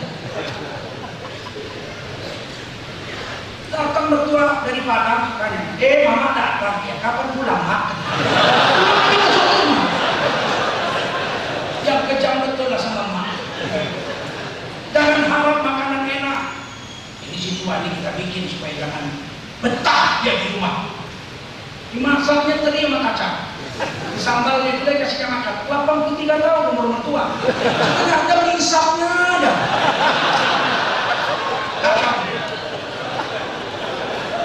Kita disuruh berbuat ihsan sama ibu kita, sama bapak kita. Ingatkan istri. Kalau ibu-ibu kejam sama mertua, 20 tahun kemudian menantu ibu 2 kali lebih kejam kepada ibu. Kalau ibu baik sama mertua, menantu akan 2 kali lebih baik. Barulah sabil kurba, paman, bibi. Kalau memang sebagai bibi itu sederajat ibu. Dan paman itu sederajat bapak. Orang Minang dibilang gitu. Anak di bangku kemanakan di itu falsafah Quran itu. Memang setelah ibu bapak Zabil Qurba kerabat kemana lagi pikir. Kalau semua orang yang punya saudara mengurus saudaranya, semua orang-orang miskin anak yatim yang punya saudara diurus saudaranya, maka tinggal orang-orang miskin yang tidak punya saudara. Betul? Orang miskin yang tidak punya saudara diurus orang kaya yang tidak punya saudara. Begitu manajemen Quran. Waliyatama masakin itu setelah Zabil Qurba. Jadi kalau saya mau ngasih orang miskin, ini Pak saya bantu Pak. Nggak usah Pak, saudara saya sudah membantu saya. Jadi siapa saya bantu? Saya nggak punya saudara. Oh itu Pak, di ujung gang itu ada orang tak punya saudara. Sebatak kata si galinggi mereka. Masuk Islam ya. Orang yang punya saudara mengurus saudaranya, orang yang nggak punya saudara mengurus orang yang tidak punya. Mana ada orang Islam terlantar begini? Itulah kita sebagai khalifah. Zabil Qurba banyak tawamal masakin dan seterusnya. Nah, baru mencegah munkar. Kita disuruh adik berbuat baik, tapi juga disuruh mencegah berbuat baik. Baik Qurba. Wa yanha 'anil fahsya. Mencegah fahsya. Apa sih fahsya itu? Kata Imam Ghazali, fahsya itu dosa besar. Apa? Dosa besar. Kalau dosa kecil sayyi'at. Dosa besar kabair. Fahsya itu dosa besar. Dosa besar yang merugikan diri sendiri. Apa itu? Bunuh diri. Bunuh diri itu dosa besar yang merugi dirinya sendiri. Dijerat di lehernya pakai tali, di pohon mangga, mati terjulur dia. Sudah mati di akhirat akan terus gantung diri selama-lamanya. Ditikamnya perutnya pakai pedang mati. Di sana siksanya nikam terus sampai selama-lamanya dia nikam. Maka disebut fahsya, dosa besar yang merugikan istri. Zina itu fahsya, fawahish, dosa besar yang merugikan istri. Tapi mau sama mau, justru mau sama mau itulah fahsya. Lihat Quran, wala taqrabuz zina innahu kana fahishatan wa sa'a sabila. Kalau dekati zina, zina itu fahsya, fahisha, dan sejelek-jelek jalan. Ngisap ganja, ngisap narkoba itu fahsya. Duit saya sendiri yang saya pakai untuk diri saya sendiri di dalam kamar tidur saya, yang mabuk saya, yang mati saya. Iya, tapi itu fahsya, wajib dicegah. Ciri-ciri dunia mau kiamat kata Nabi dalam hadis Sahih Hakim, menjamurnya fahsya dan menjamurnya fasilitas untuk membuat fahsya. Kali jodoh dihancurkan sama Ahok, tapi Alexis dibiarkan. Tempat-tempat maksiat, hati pijat liar macam-macam, tempat-tempat perzinahan dibikin mewah-mewah, tempat perjudian dibikin mewah-mewah. Pelindungnya siapa lagi? Yang kasih izin siapa? Kiai, Ustaz. Siapa yang kasih izin? Siapa? Makanya milih pemimpin itu mesti yang soleh. Jangan milih pemimpin yang salah. Pilih orang soleh. Paham? Ini fahsyat. Kemudian mungkar, cegah mungkar. Apakah mungkar? Kata Imam Ghazali, mungkar itu dosa besar yang merugikan orang. Bunuh diri fahsyat, membunuh orang mungkar.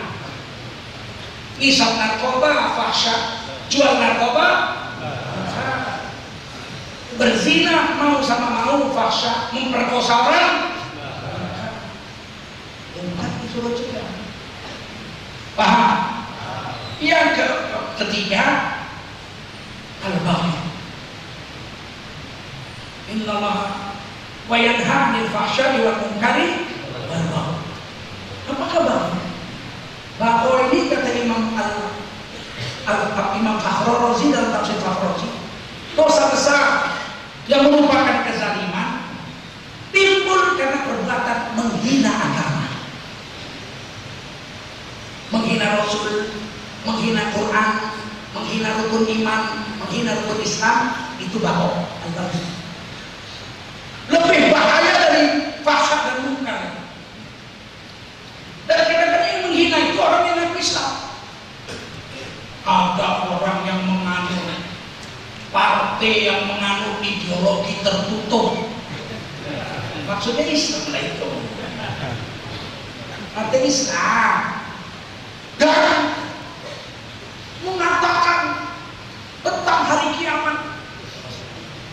Padahal mereka sendiri belum berusaha menceritakan ramalan.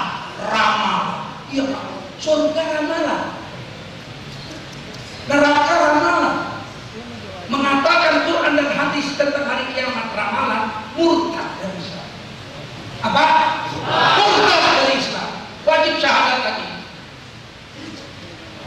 Main-main. Nanti di akhirat ada surga, mengalir sungai-sungai di bawahnya. Sungainya ada sungai madu. Wah, penuhlah semut katanya. Enggak ada semutnya. Ramalan.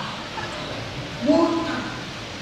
Di sana nanti ada sungai arak yang harum, lezat sekali diminum, manis, tidak memabukkan. Mana ada yang namanya khamar mabuk, namanya tua pasti bau.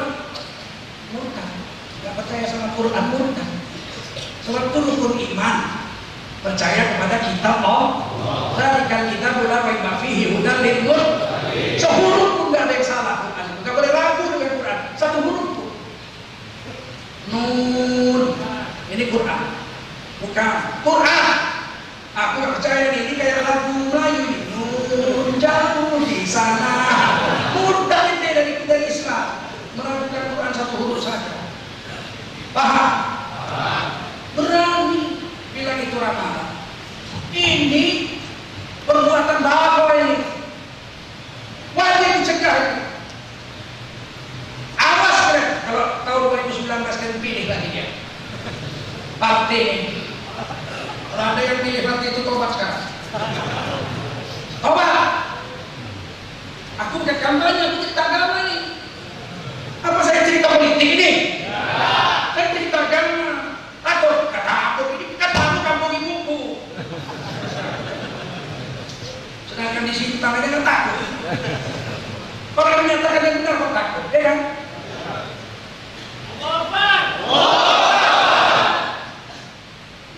Kalau nggak kita katakan ini mana paham mana, ya kan? Termasuk menghina Quran itu. Kata Ahok, dibohongi pakai Al-Maidah 51. Itu langsung MUI bersikap, tidak mengeluarkan fatwa. Karena fatwa lemah, artinya fatwa itu cuma diputuskan oleh satu komisi fatwa. Kita datangkan ketua fatwa dan sekretaris fatwa. Yai Haji Ma'ruf Amin mengatakan, yang kita hadapi ini bukan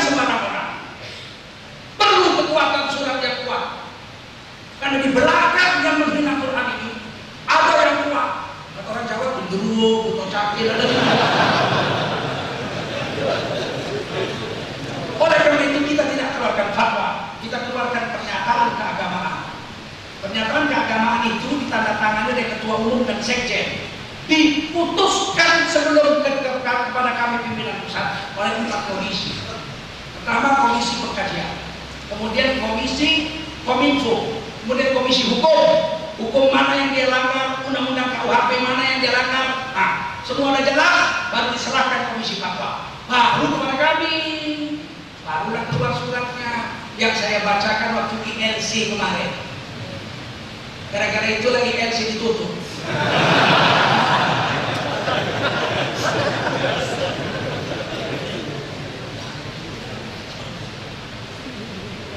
Saya katakan waktu itu 2, dibohongi pakai Al-Maidah 51 itu artinya 2. Pertama, Al-Maidah 51 alat untuk berbohong, dan ulama yang mengajarkan tafsirnya adalah ulama bohong. Berarti menghina Quran dan menghina ulama. Saya kasih contohnya waktu itu. Dibunuh pakai pistol. Dibunuh pakai pistol itu artinya 2. Pistol alat membunuh, dan orang yang melakukannya seorang digorok pakai pisau. Pisaunya alat menggorok, pelakunya seorang dibohongi pakai Al-Maidah 51. Al-Maidah 51-nya alat untuk berbohong, dan pelakunya adalah bohong. Maka putus keluar konsekuensi hukum yang harus ditanggung Basuki Cahayapurnama adalah menghina Al-Quran dan atau menghina ulama. Begitu. Tiba-tiba datanglah utusan. Besok paginya langsung utusan banget ke menteri segala macam. Minta supaya surat itu jatuh.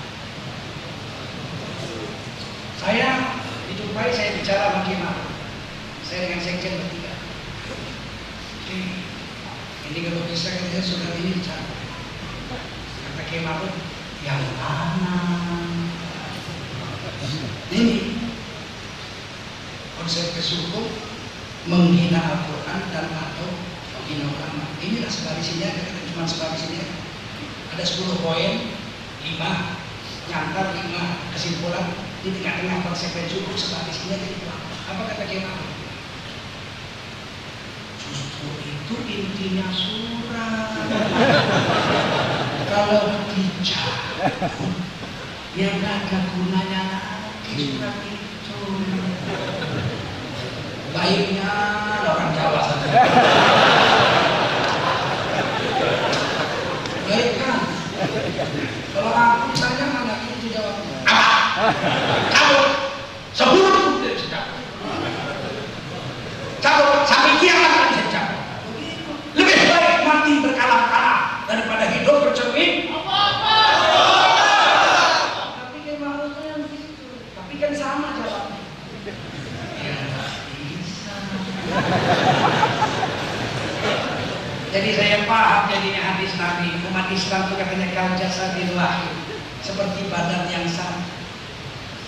Dapat saya kok kepahaman dari perilaku ulama-ulama sepuh bahwa umat manusia, umat Islam itu seperti badan yang sama. Artinya begini, coba kita lihat di cermin. Kita diajari ulama-ulama kekhasan atau hasil sebagaimana Allah menjadikan terlalu cantik tubuh ini, cantik karena akhlak yang di dalamnya. Hebat badan ini, ada gigi, bisa memotong daging yang keras, dan bisa mengoyak dengan taringnya, dan bisa mengunyah dengan gerahamnya. Hebat gigi, iya, walaupun gigi hebat, tapi tak hebat kalau seluruh tubuh gigi. Gigi hebat kan? Tak hebat. Ternyata makan itu kalau cuma sama gigi aja mana bisa? Mesti ada lidah, mesti ada ludah, ya kan? Kalau makan cuma sama gigi aja, macam buaya lah. Harus ada lidah lembut pula. Ada yang lembut macam lidah, ada yang keras macam gigi, ada yang keras macam tinju. bikin tinju lagi. Ada yang lunak macam ahli tasawuf. Macam mana Pak? Dihina orang agama kita, butuh dia. Sampai pagi tapi air matanya dia bercucuran. Goyang lagi. Kata malaikat, kenapa dia ini asyik? Ada orang nangis tuh. Mana itu? Siapa itu? Rumah Haji Udin. Kenapa dia tersinggung dia? Agamanya dicaci. Banget. Besok kedulur kita yang kita mati. Ada yang begitu. Jadi Islam itu lengkapnya dengan begitu. Ada yang keras, ada yang setengah keras, gigi keras, telinga setengah keras, lidah lembut. Bayangkan kalau telinga kerasnya macam gigi, robeklah kasur semua. Paham? Jadi Islam itu begitu, biar aja hidup semua, jangan ditangkap. Aneh sekali. Lagi memang lembut lagi. Ya saya mah, kalau menurut saya mah nggak bisa. Menurut akak tidak bisa. Bagaimanapun tidak bisa. Jadi bagaimana nih abdi ini? Ya menurut kakak ya tidak bisa. Tetap aja tidak bisa. Kalau kami ya enggak bisa. Justru itu intinya sunnah. Tapi tetap saja tidak bisa. Kalau Arifin Ilham itulah ya Allah tidak bisa. Tapi tetap tidak bisa. Kalau tertuturkan lain, apa kau bilang? Cekek kan benar tidak bisa. Itu kan gaya saya, ya kan? Masa saya harus kayak Aki? Apa kau bilang? Tidak bisa. Sampai giginya apa gitu? Tidak bisa. Jangan disuruh saya macam Aki. Aki pun jangan suruh macam saya. Dokter Mawardi ya macam Dokter Mawardi, ya kan? Tapi tetap aja semuanya sama. Apa? Bisa. Tiba-tiba ada ustaz bilang, yang begitu boleh. Nah ini butuh cakin.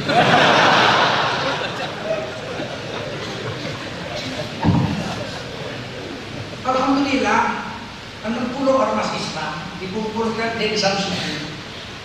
Dia ketua Dewan Pertimbangan Majelis Ulama Indonesia. Dikumpulkan. Majelis Ulama Indonesia, ketua Dewan Pertimbangan Den Samsudin dengan sekjen yang menandatangani, ditambah 60 ormas Islam se-Indonesia sepakat Ahok menghina Quran dan menghina ulama. Tiba-tiba ada ustaz bilang, tidak, menurut saya tidak. Atas nama apa kamu? Atas nama ormas semua datang. Atas nama apa? Aku atas nama pribadiku. Enggak aku, kau siapa kamu? Pribadimu siapa? Udah tuh. Ini harus dijelaskan ini di Indonesia ini. Sudah keluar pernyataan keagamaan, masih cari saksi ahli. Saksi ahli apa lagi yang lebih ahli dari MUI dengan 60 ormas Islam? Ada yang lebih ahli? Ada, siapa? Malaikat maut.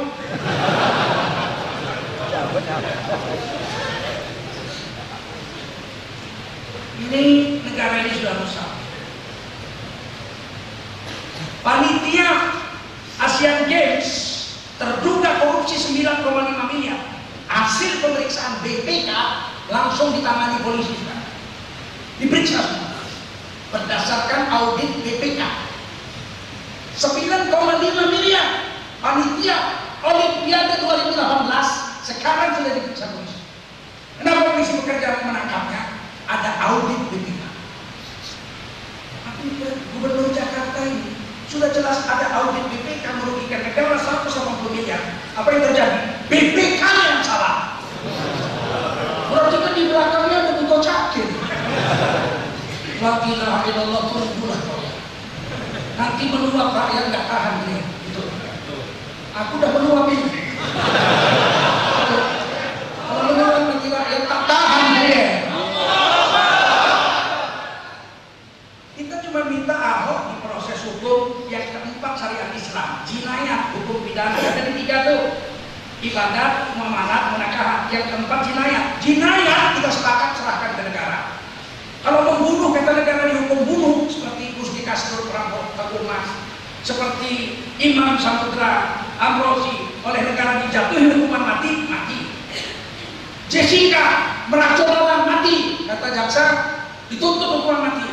Kata hakim 20 tahun penjara saja, 20 tahun. Terserah pemerintah kalau hukum pidana. Dalam KUHP menghina agama itu pasalnya 156A KUHP, hukumannya maksimal 5 tahun penjara. Dan bukan delik aduan, tidak ada yang ngadu pun. Polisi wajib menangkap dan memprosesnya karena ini delik umum, bukan delik aduan. Kok nggak ditangkap polisi? Nah, itu lagi heran kita. Apa polisi nggak pernah kursus hukum ya? Apa itu delik umum? Nanti aku bilang pandian aku ngadu polisi. Aku aja mustahil tahu itu delik umum. Kalau delik umum menimbulkan keresahan, tahu saya ada yang ngadu, tangkap. Lia Eden, nabi palsu, tangkap. Proses 2 tahun penjara, 2 tahun setengah. Ahmad Musaddiq aku nabi turun di Depok, sama Malia Eden kan nabi kan turun di Depok. Di Depok itu kota nabi lagi. Nabi palsu, tangkap. 2 tahun penjara, 2 tahun setengah penjara. Cecep tahun lalu jadi nabi, Cecep di Bandung ditangkap masuk penjara 2 tahun penjara. Cecep jadi nabi. Ditulis saja pakai huruf Arab nggak bisa Cecep. Ini boleh Cecep. Nggak bisa. Nggak bisa. Jadi nabi juga. Ditangkap polisi 2 tahun penjara. Tahun 90 ada nabi dulu. Tahun 90 namanya Tukipin. Di Jawa Barat. Dimarhabankan itu tak enak. Marhaban ya Tukipin.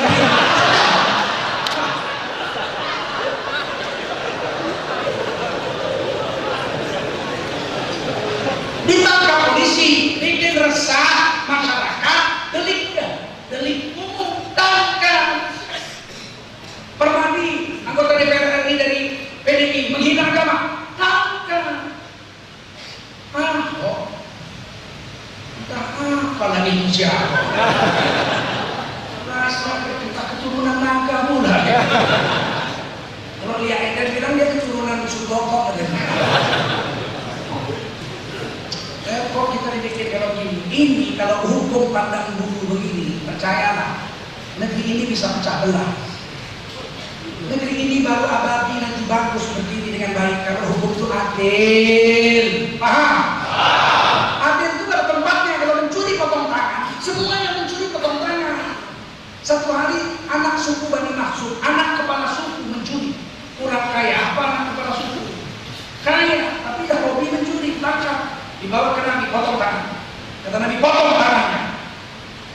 Datang lobi. Jadi dulu memang ada lobi. Jadi kayak tuh datang sampai Imare, ya kan? Datang kan. Sebab selalu lahir. Ada memang mulabiun itu. Jangan lagi potong ya Rasul. Anak kepala suku kan? Udah nggak usah dipotong, pulangkan aja. Barangnya udah. Kata Nabi, lau syarat Fatimah lah kotok ya dah. Seandainya Fatimah anak Nabi Muhammad mencuri, aku langsung dia potong tangannya. Gimana? Paham? Paham adalah ceramahnya. Kita mau keadilan saja, ya kan? Karena keadilan itu yang menyebabkan Indonesia ini adil makmur. Tujuan Indonesia ini apa? Mencapai masyarakat adil, makmur, aman, sentosa. Mana bisa makmur kalau nggak adil? Mana bisa aman kalau nggak adil? Datanglah umat Islam minta keadilan, adili penista agama. Nggak mau diproses. Datang 100.000 orang, nggak diproses. Udah datang ke kabar reskrim langsung, nggak diproses. Datang 1 juta orang. Presidennya malah lihat rel kereta api. Kalau presidennya waktu kampanye dia bilang apa? Saya itu dulu di demo. Di Solo saya jadi wali kota Solo di demo. Mula-mula yang demo banyak. Saya ajak makan, saya temuin, saya ajak makan. Lama-lama yang demo tinggal separuh. Terus saya ajak makan lagi, tinggal 1/3. Saya temuin, saya ajak makan. Lama-lama saya nggak pernah di demo lagi. Sekarang saya rindu di demo. Rindu di demo datang 1 tahun, nengok rel kereta api kau. 1 juta orang tanggal 4 November. Besok kalah menerima. Naik kau sama gitu. Orang salam mandalai, indah gape, salam mandalai. Saya udah sampai sana, udah kurus 3 hari sana, salam mandalai. Jadi istrinya Yusuf Kala orang sana, orang Pagabiyung, tersangka. Beliau melalui 2 minggu beres di proses hukum 2 minggu. Malamnya presiden pidato jam 11 malam berapa di proses hukum 2 minggu. Tanggal 2 Desember kumpul lagi umat Islam. Datang ke Kasur 7,4 juta orang menurut Google dari seluruh Indonesia. Kita cuma datang mau sholat Jumat dan menunjukkan pada pemerintah kita serius minta hukum dilaksanakan sesuai dengan KUHP 156A. Tidak main-main. Permintaan kita cuma itu aja, proses cepat, adil. Lihat kami yang datang di 7.400.000 orang, sholat, zikir, doa, pulang. Gak ada yang bawa senjata, cuma bawa ikan sembahyang aja. Butuh pun gak bawa. Kita rapat, gak boleh ditambahin. Kata Syekh Akhil, tidak sah sholat di jamaah, tidak sah sholat di tanah lapang. Di mana kata ada kata di masjid, masjidnya runtuh, sholat zuhur, wajib sholat zuhur, gak sah sholat Jumat di masjid yang runtuh. Kata Imam Nawawi boleh.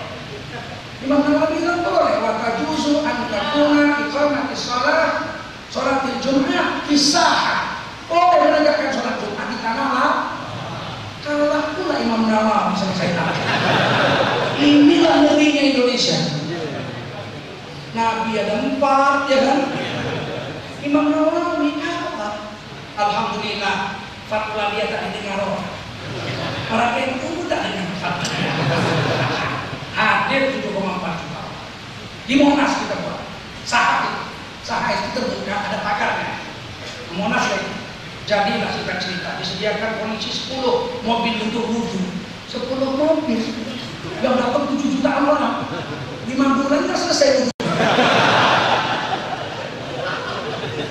Nah itulah keyakinan ulama. Kan suara apa kita buat? Nah, mungkin ada mobil yang sanggup menyediakan wudhu. Terus bagaimana kita buat? Doa, minta hujan supaya wudhu pakai air hujan. Oke, siapa yang hari-hari hamba? Hujan.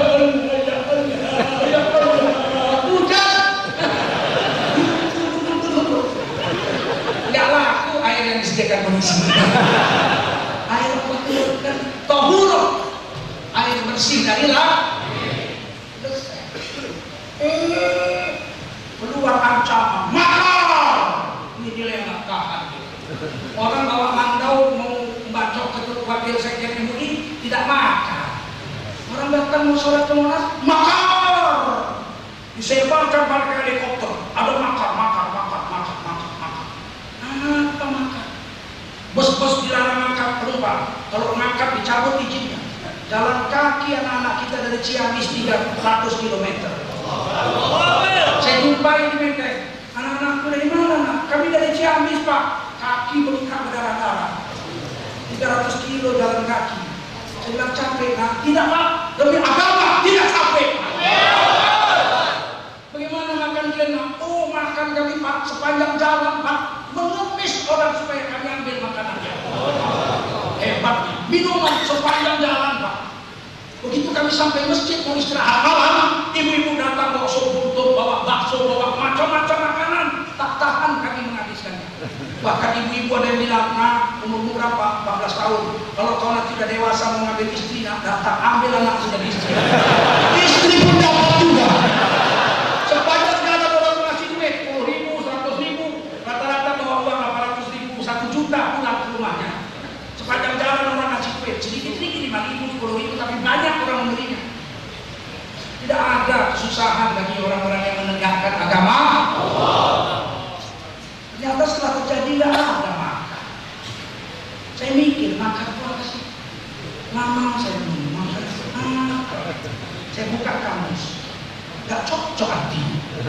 Kurasa hati baru dapat saya. Rupanya maka itu sekarang berubah hati. Tahu kalian artinya berubah? Mau tahu kalian arti maka yang baru? Dengar baik. Aku bingung dulu.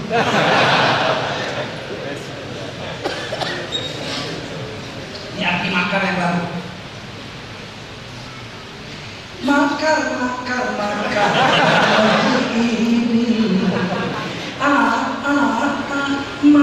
lagi, makar negeri ini, apakah makar itu, makar itu makan ayam bakar.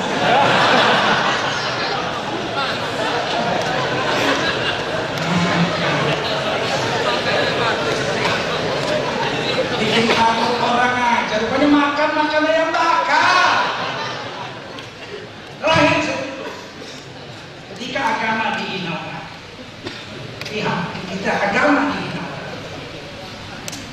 kita wajib membela. Adapun PKI, Allah tidak perlu dibela. Siapa mengatakan Allah perlu dibela, berarti mengatakan Allah itu lemah, karena Allah perlu dibela. Ini PKI yang ngomongnya. Pasti bukan ulama yang ngomong, pasti PKI.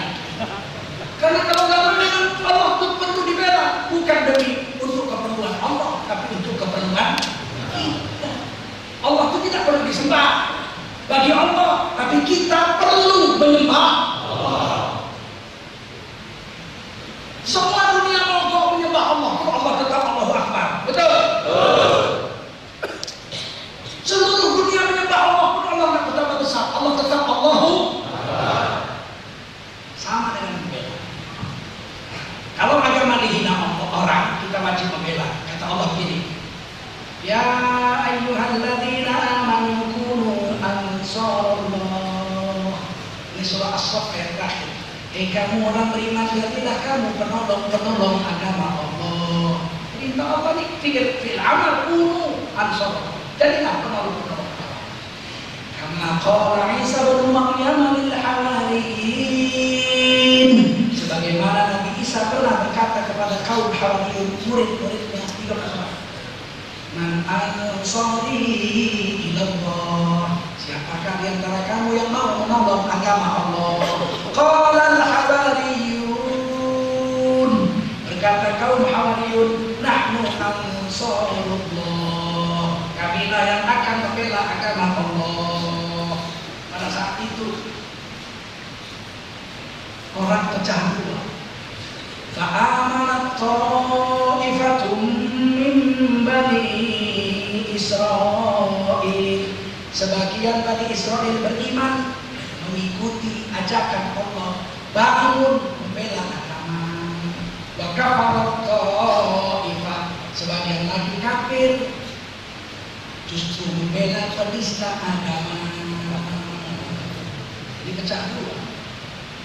Pembela dan pembela penista. Tidak ada golongan ketiga. Aku nggak ikut sana, aku nggak ikut bela, tapi aku juga nggak ikut bela apa. Aku tengah-tengah, nggak kesana langsung. Tidak ada. Kalau agama dihina hanya ada dua. Bangun bela agama atau kamu bela sana. Tidak ada. Aku nggak ikut sana. Kalau netral berarti Anda ikut sana. Ikut penghina agama kalau netral.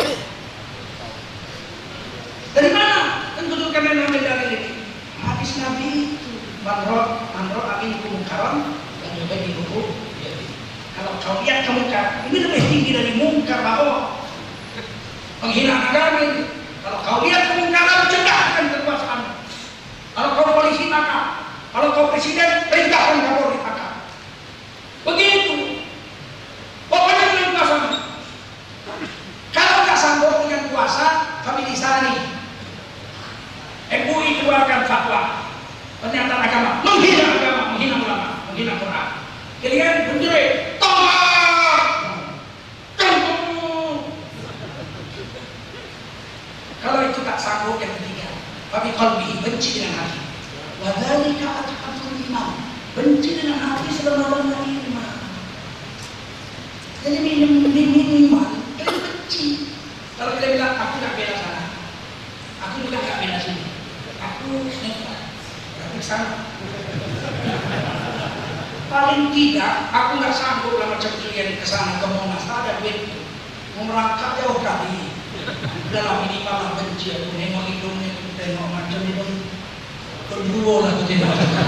Itu jadilah cokol itu, tapi itu iman yang paling lemah. Membenci dengan hati iman yang paling lemah. Apa akibatnya? Kalau ada kemungkaran kita hanya benci dengan hati, akibatnya kemungkaran itu menghancurkan agama kita.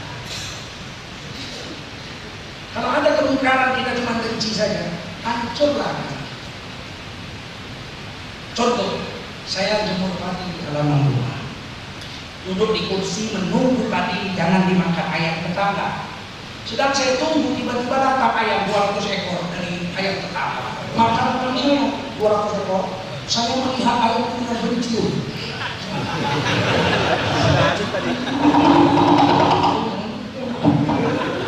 Satu hari aku benci, aku tadi malam. Betul? Tidak cukup benci saja, habis agama kita. Ada orang menghina Quran, benci. Habislah agama kita dimakan kemaksiatan itu.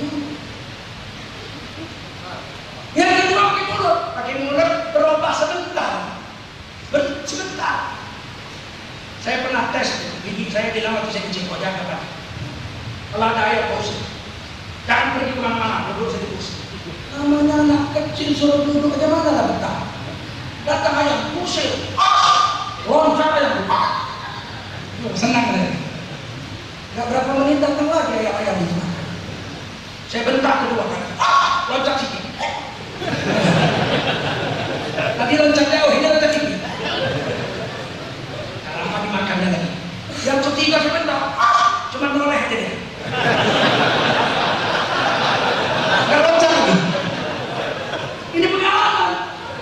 Yang keempat saya bentar, menoleh pun nggak banting. Ternyata yang paling efektif itu harus dengan kekuasaan. Saya akhirnya bangun dari tempat duduk saya itu, saking jengkelnya saya, ayam itu saya kejar. Buka harap menguncak sama bawah saya kejar semua, masuk semua. Habis itu saya duduk baca kopi buku. Sampai sore tak datang lagi. Kata bibi saya, bibi saya tuh adik bapak saya, gitu kan. Bapak, adik sama bapak saya. Bapak, kenapa? Ada satu ekor ayam pun selama dia jaga yang datang. Nggak tahu dia udah kejar-kejar. Bukan nama yang sakti ya enggak. Kalian pun kalau sempat Ahok ini bebas, kita datang lagi 27 tahun. Betul? Kita bukan membunuh Ahok. Kalau membunuh Ahok ngapain sampai 7 juta orang 27 tahun kan? Kalau bunuh Ahok aku sendiri aja. Cekek kan nonton lehernya, mesti mati dia. Kalian sediakan ringnya, duel kali kedua. Ngapain bunuh Ahok rame-rame? Ini bisa. Kita bukan mau bunuh dia, kita mau dihukum sesuai dengan KUHP 156A. Maksimal 5 tahun. Ya, kayak Arswendo. Arswendo itu menghina Nabi, dibikinnya Nabi nomor 11. Nabi Muhammad nomor 11 paling populer di Indonesia, nomor 1 Pak Harto. Bikinnya Pak Harto bangga, masuk penjara 5 tahun. Lebih bagus Pak Harto nampaknya dari Jokowi. Pak Harto, apa kau bilang? Nomor 11 Nabi, ya aku nomor 1 ya, masuk penjara gue. 6 tahun. Tadi rindu pula sama Pak Harto ya. Kita bukan mau minta bunuh, bukan mau membunuh. Kalau mau membunuh Ahok, 7,4 juta orang kumpul, tak usah pakai senjata, dikencinya. Pecah kok, mati dikencing. Kita bukan mau membunuh dia, betul? Kita mau dihukum sesuai dengan KUHP 156A. Kalau bebas kita datang rame-rame. Kalau kata Habib Rizik, lontar jamroh. Mak kalau 20 juta orang nakal, bawa 7 batu, 140 juta batu. hilang Jakarta.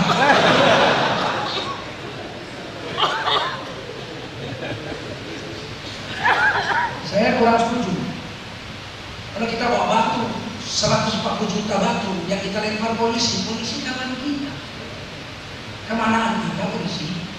Adik ipar kita, paman kita, bibi kita, ya enggak?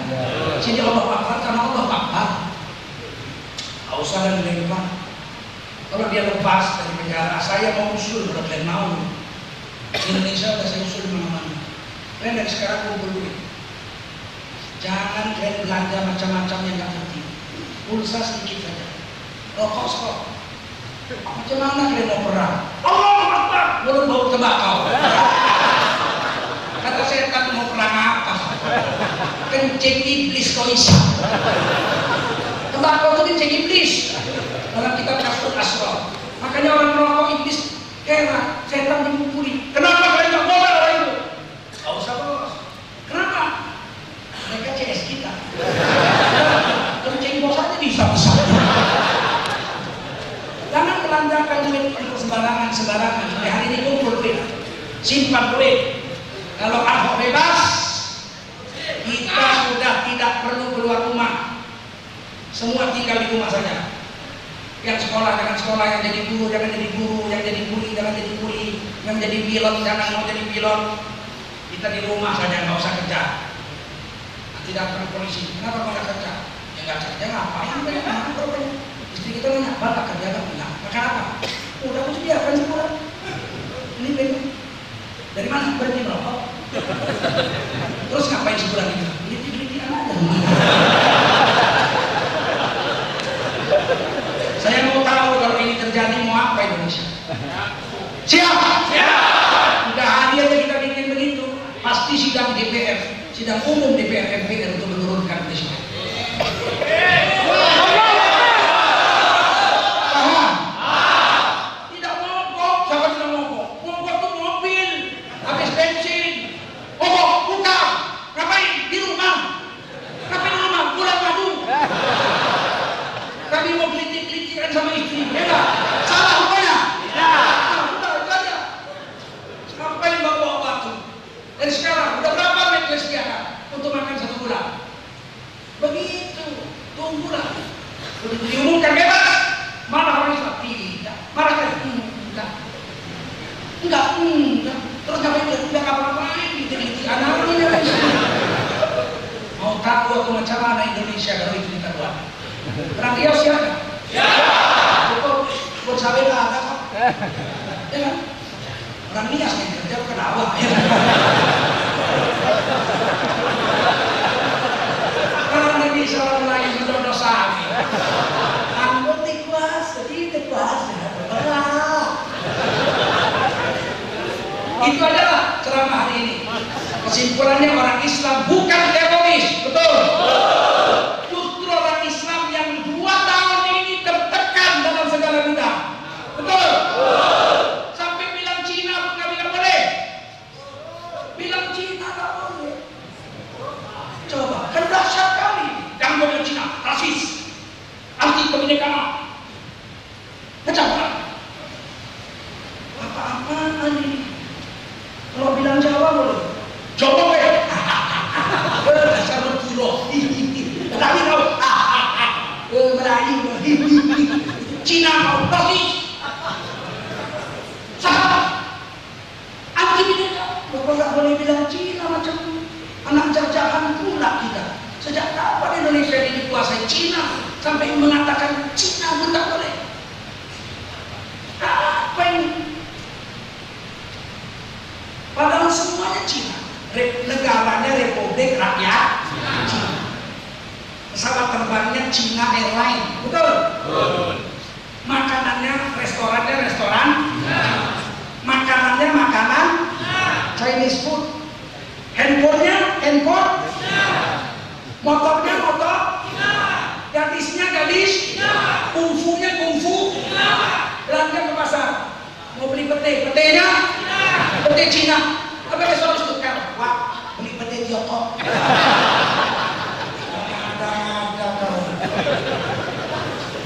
Rasis, apa rasis? Saya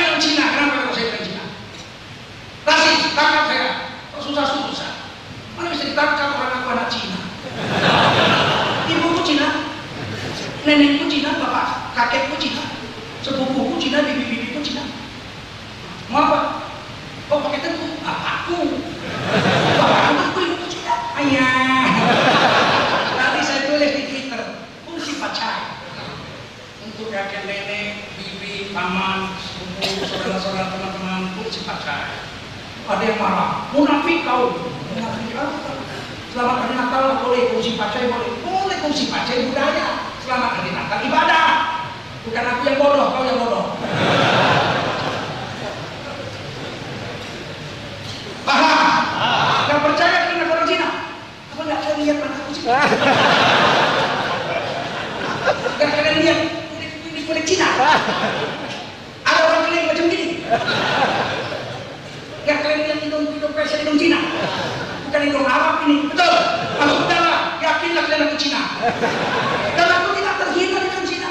SD guru saya nanya, kalau anak Cina berarti apa? Cina berarti Cina. Apa kita apa? Ibumu Cina, Cina. Kenapa bapakmu mau kawin sama Cina? Besok aku tanya. Mana aku tahu? Sampai rumah malam saya tanya, tapi apa nak? Kita guru kenapa bapak mau kawin sama Cina? Kok tanya gitu? Guru nanya. Bilang sama guru kau, mami kau ini cantik, putih, rambutnya bergelombang hitam, terbayang-bayang aku sama mama. Gak bisa tidur, cantik mama kau. Besoknya saya bilang, kata papiku, mami ku cantik. Kata guru saya memang cantik. Enggak Cina cantik kan? Enggak Cina miskin. Udah habis, sampai sini aja. Semoga kalian semua mendaftarkan diri untuk haji. Semuanya daftar. Besok pergi ke Bendia, Bank Syariah, buka rekening 500.000, niatkan haji. Walaupun nunggunya 35 tahun nggak apa-apa. Itu kalian bayar 500.000, ya Allah ini yang haji. Begitu kalian pulang mati, nggak jadi naik haji, kalian dapat pahala haji mabrur di sisi Allah. Kalau sudah catat sudah bayar, walaupun gimana?